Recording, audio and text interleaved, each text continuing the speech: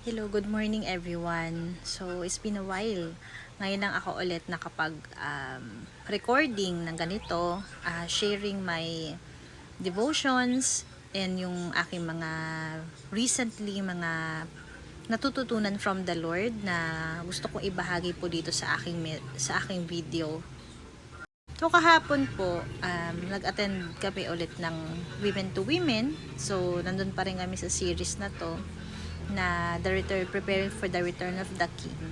And parang ito na yata yung last session. So ang title niya is Preparing for the Coming of Our Groom. So, 'di ba, all of us naman, ang pinaka mga exciting na mga ceremony and events sa buhay natin ay isa doon ay ikaw ay maranasan mong maikasal ka. So, marriage, 'di ba? Pag kinasal ka, it's one of the highlights of your life, 'di ba? Sino ba naman ang ayaw ikasal to the love of your life? Pero syempre, more than anyone else, parang mini-mirror din ng wedding yung ating wedding with the Lord. Na yung pag dumating si Lord, He is the groom and we are His bride. In general yun ang bride not just applies for a woman that will be wedded to the groom, but also sa lahat. 'Di ba? Si Jesus yung bridegroom, tayo naman yung bride. So all yan, male and female, lahat ng anak ng Diyos, He will come for us. 'Di ba? Babalik siya dito at para tayo ay mag-unite na at makasama na natin siya.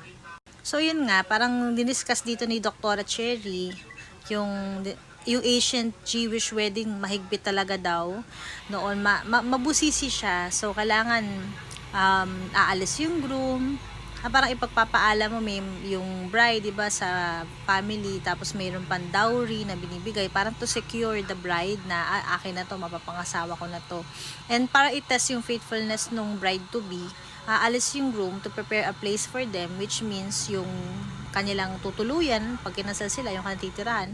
And during those time na nagkalayo sila, dapat manatiling faithful yung pure, yung bride, 'di ba? While waiting for the groom, 'di ba, sa pagbabalik niya. Pero meron ng pinirmahang contract, meaning to say, ang babalik talaga yung groom. Nahanda lang yung kanilang future ba, yung titirahan nila doon.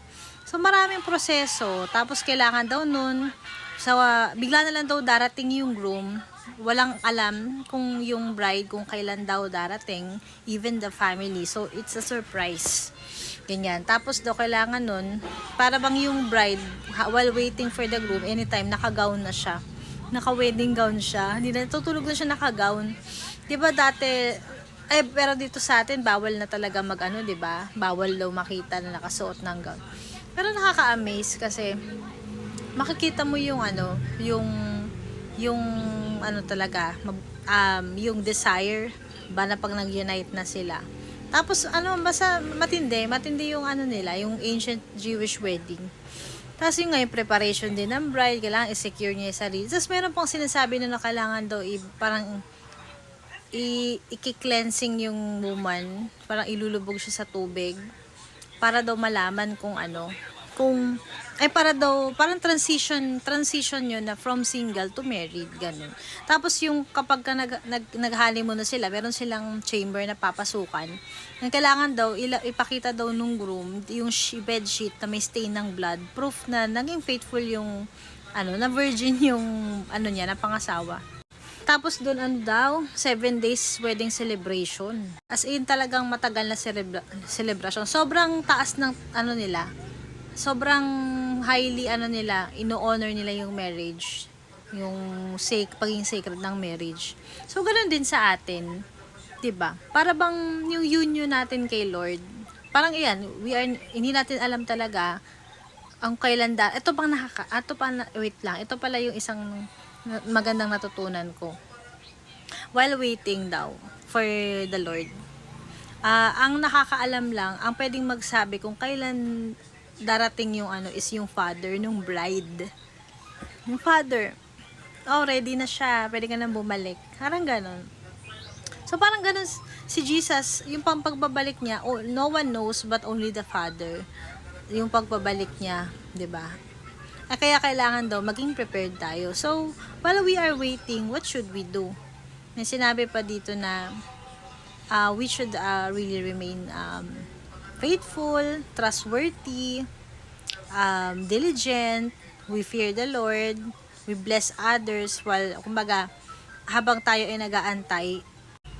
Ayan o, she remained faithful, she prepared her garment, she prepared herself, she stayed watchful. O, yan yung parang, yung bride chosen, God calls His people, bride price paid, Jesus died for our redemption. So, yan yung ibig sabihin nun, yung covenant established, yung covenant in Christ.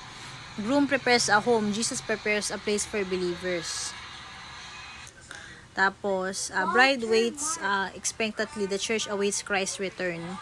Groom returns unexpectedly, the second coming. Yun, marriage celebration, marriage supper of the Lamb.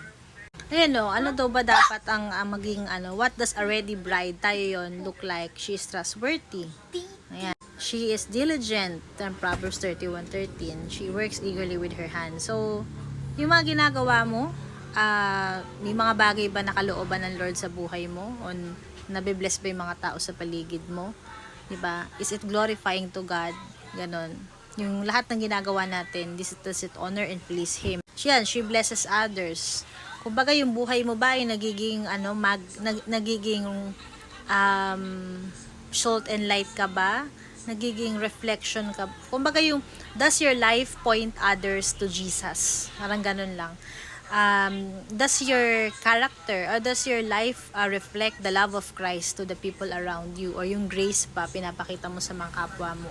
Yan, she is strong and dignified. Yan, strong in trials, kumbaga resilient and persevering sa faith. No matter what happens, bumabangon, nagtitiwala sa Panginoon, hindi natitinag sa pagsubok. Yan, she fears the Lord. Yan ang pinaka-importante. A woman who fears the Lord is to be praised. Yan ang dapat magmawala sa atin, yung fear natin sa Panginoon. Reverential fear tawag dyan. Hindi naman yung nanginginig ka sa takot, pero yung fear na ayaw mong masaktan si Lord, ayaw mong makagawa ng kahit anong bagay na masasaktan, na hindi na magkakasalak sa Kanya at masisira yung buhok mo sa Kanya. And we see how the eternal groom longs to be permanently united with his beloved. Ito yung maganda, guys. Which part of the ancient Jewish wedding most encourage your heart today? Ayun. Tapos, which characteristic of the Proverbs 31 woman do you believe God is currently developing in your life? If Jesus returned this week, what is one area of your life you would want to surrender more fully to Him? Isa number one siguro, parang yung nag-sharing kami ng discussion, yung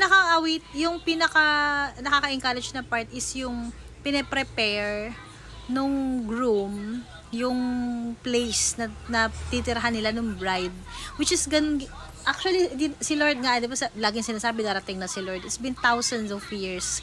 Ibig sabihin ko, ang tagal na pine-prepare ni Lord, napakaganda na nag-aantay sa atin sa heaven. No eye have seen, no ear has heard, no minds have known, di ba, what God has in store for those who love Him. So, sobrang sobrang kamangha-mangha, beyond what we can imagine, yung heaven, yung ating palasyo yan. So, maganda gold, diba? Actually, yun lang yung napaperceive ng utak natin. Pero pagdating natin dun, sobrang mind-blowing siguro. No one can explain kung ano yung ganda ng reality ng heaven. So, yung characteristic na gusto kong mabago sa akin, ma-improve is yung the way I see others. Kailangan mahalin ko yung kapwa ko. I will always show grace and compassion. Ganyan. So, yung tanong daw, eto, tuloy natin sa part sa